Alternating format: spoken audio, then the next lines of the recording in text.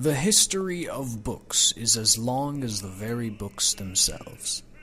Did you know there are books and stories going back thousands of years, perhaps even millions? Books have played a very diverse role in media and continue to play this role today. The tales and stories to be told are timeless and endless.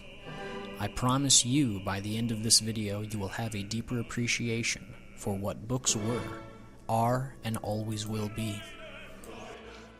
Thank you, Leith. The first important event we must talk about is the movable type.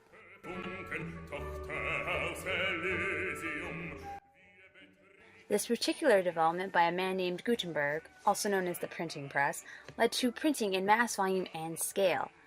By the 15th century alone, 236 countries in Europe had printing presses, and more than 20 million books were produced at this time. The printed book was known to be in universal use in Europe at this point.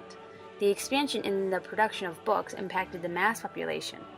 It introduced a variety of new ideas, historical knowledge, maps, literature, and poetry to a number of individuals.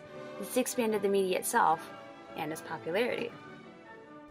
Now our focus turns to America's first book in 1640. This was written by a man named Stephen Day. Written in Cambridge, Massachusetts, it was titled The Whole Book of Psalms, faithfully translated into English metre. A humble book that was used in church congregations, it makes sense that a religious book would be one of the first brought to what is now the United States, when considering the many people who fled Europe for religious freedom. We next turn to Thomas Paine. Perhaps you've all heard of him. He wrote a pamphlet during the Revolutionary War era anonymously under the name An Englishman. This book was very popular indeed. Relative to the population at the time, it had the largest sale and circulation of any book published in American history. It presented an argument for freedom from British rule and shows the importance of books to influence people's thoughts and actions at times. It was also described as one of the most popular pamphlets during the time. It sold over 120,000 copies in just 3 months. It sold 500,000 copies in the first year and received 25 revisions. Paine donated his profit from Common Sense to George Washington's Continental Army, saying, "As my wish was to serve an oppressed people and assist in just and good cause, I conceived that the honor of it would be promoted by my declining to make even the usual profits of an author." It's fascinating to see how quickly the medium changes based on its interaction with people. The content alone in books can change perceptions of individuals, or in this case, Uncle Tom's Cabin changed a society. This anti-slavery novel, written by Harriet Beecher Stowe, was the best-selling book of the 19th century.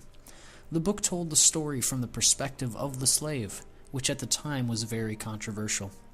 This had the effect of changing people's views and feelings about what they wrongly considered to be less than human individuals. The popularity of this book is paramount to the expansion of the medium itself as well.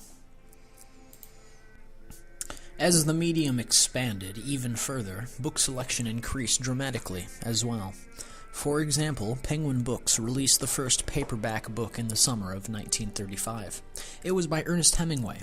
These books were usually cheap enough that they circulated among many populations in the United States. A simple, color-coded system marked the type of book. There was orange for fiction, blue for biography, and green for crime. In fact, it was so successful that George Orwell himself is known to have said, "The Penguin Books are splendid value for 6 pence. So splendid that if any publishers had sense, they would combine against them and suppress them." Throughout the 20th century, Penguin Books have published classics such as The Odyssey, and were at the forefront of new media in the 1960s.